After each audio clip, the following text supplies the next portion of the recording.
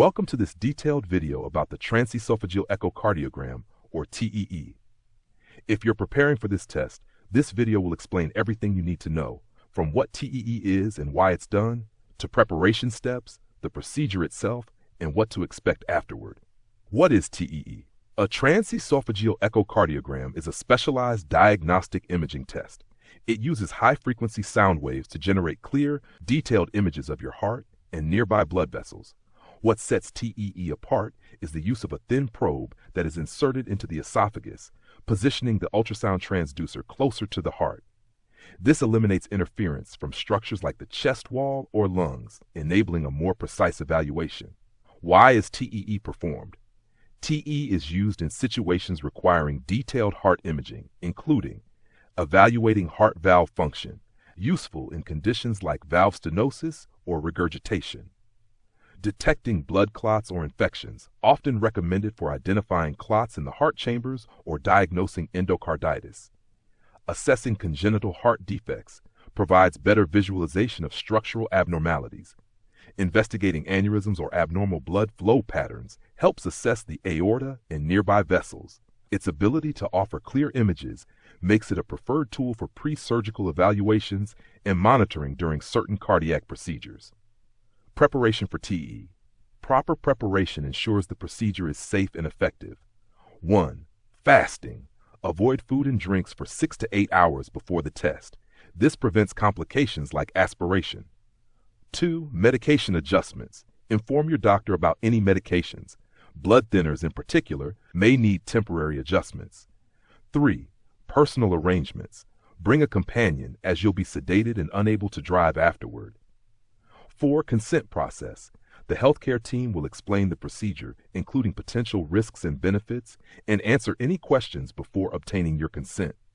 The procedure. The TEE procedure involves several steps. 1. Initial preparation. You'll lie on your side, and your throat will be numbed using a spray or gel. Sedation is administered via IV to help you relax. 2. Probe insertion. A thin, flexible tube with an ultrasound device is gently inserted through the mouth into the esophagus. The numbing agent and sedation minimize discomfort. 3. Image capture. The probe is carefully maneuvered to capture images of the heart from different angles. This process is monitored on a screen in real time. 4.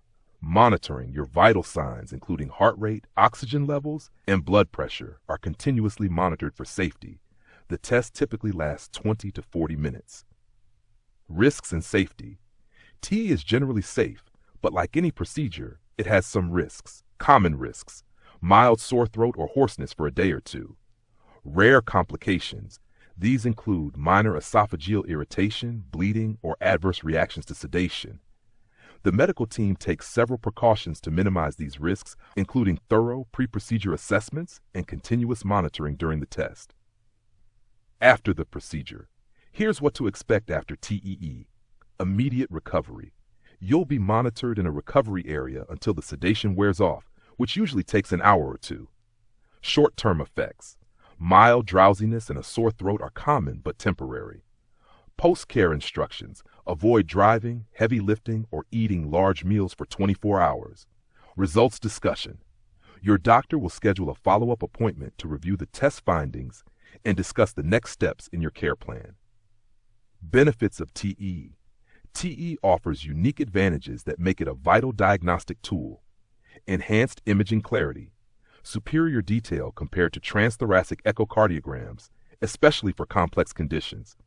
Real-time monitoring. Crucial during certain surgical procedures or catheter-based treatments. Comprehensive diagnostics. Helps guide effective treatment by providing a clear understanding of heart anatomy and function. Thank you for watching. I hope this video has provided a clear understanding of what to expect from a transesophageal echocardiogram. If you still have questions or need further clarification, feel free to leave a comment below. I'll do my best to respond and provide additional insights.